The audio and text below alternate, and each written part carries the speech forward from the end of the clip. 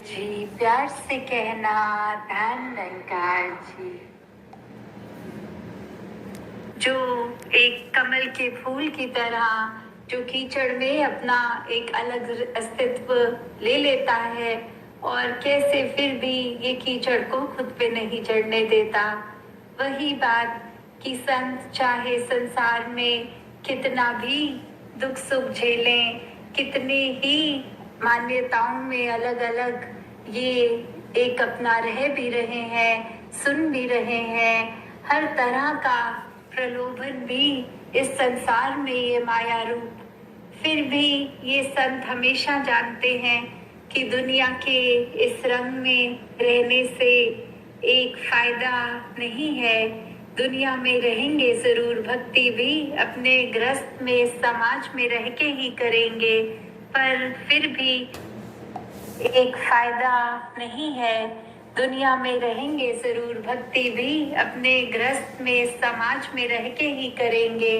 पर फिर भी अपने मन को एक दातार के साथ जोड़ के रखेंगे तो हर चीज एक किसी रूप में भी हो उसको अपना रंग नहीं लगा सकती। मन जिसका भक्ति में चूर होता है उसके मन पे फिर और कोई दुनियावी रंग नहीं चढ़ सकता।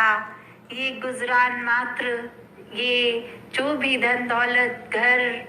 जो भी चीजें हैं ये उतना ही जितना सदुपयोग में रहे, बाकी ये भक्तों को फिर मन पे कोई एक असर नहीं होता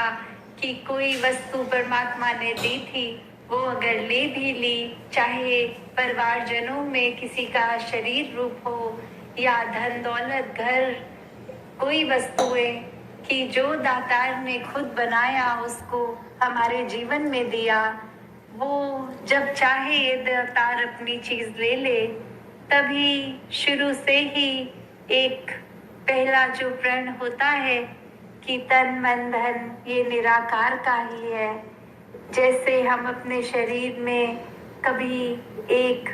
ये नहीं मान्यता रखें कि ये शरीर हमारा है, ये शरीर इस दातार का ही दिया है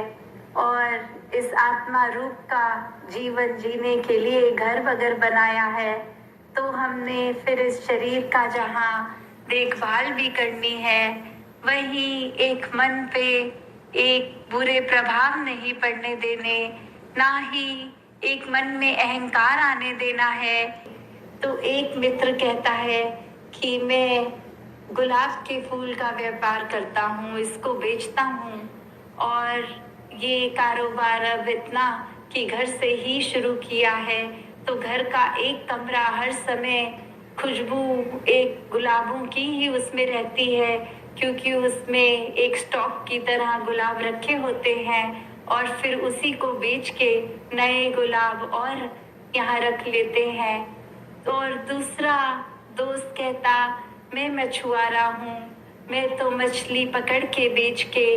ये अपना दिन चलाता हूँ। तो वहीं फिर वो पहला दोस्त कहता है कि ठीक है, हम मेरे घर चलते हैं, बहुत दिनों बाद मिले हैं, आप वहाँ आराम भी कर लेना, एक दो दिन बिता लो। तो कैसे फिर जब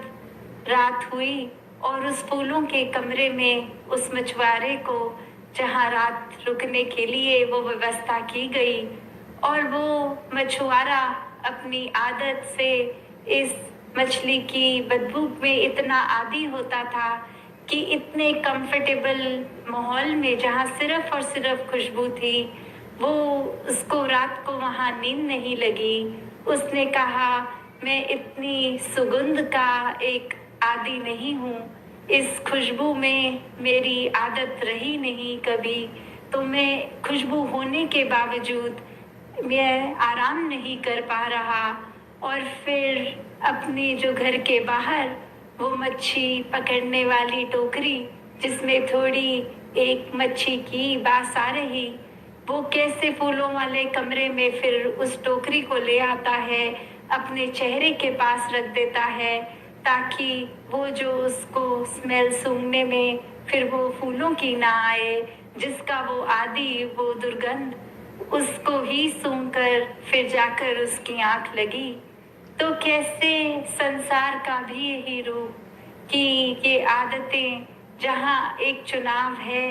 कि हम अपने जीवन में खुशबू मात्र भी जीवन जी सकते हैं, खुशबू मात्र आदतें एक बना सकते हैं, हर समय जीवन इस तरह बना सकते हैं जो महकता ही रहे, और वहाँ वही आदतें बनाने वालों को वो खुशबू के बीच में भी वो खुशबू परेशान ही करती है। तो ये जीवन जीने क्या सलीका भक्तों ने हर समय यही समझाया है कि अपने जीवन में जहाँ अहमियत गुणों को देनी है, कांटों को नहीं फूलों को देनी है, कैसे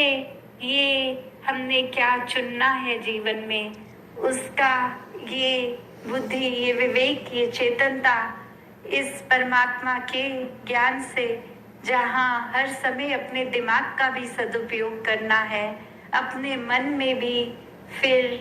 क्या बसाना है क्या नहीं, उसका एक चुनाव भी, अपने जीवन के पूरे दिन में ये क्या करना है क्या नहीं, वो सब फिर इस ब्रह्म ज्ञान द्वारा एक सही रास्ते पे चलना, और वो रास्ता और मंजिल इस ब्रह्म ज्ञान द्वारा इतनी इंटरकनेक्टेड भी कि जब ब्रह्म ज्ञान मिल गया इस दातार का पता चलेंगे और मन से अहंकार हटाकर समर्पित भाव की सेवा होगी, तो फिर वो सेवा का रूप कुछ भी हो सकता है। बस मन एक सेवामय हो जाए, निम्रता में हो, एक दिल इतना विशाल हो जो हर किसी को अपनाने की बात ही मन में चले, तो दासी और शब्दों का सहारा ना लेके इन्हीं शब्दों से आपसे इजाजत चाहेगी। साथ संगत जी, धन निरंकार जी।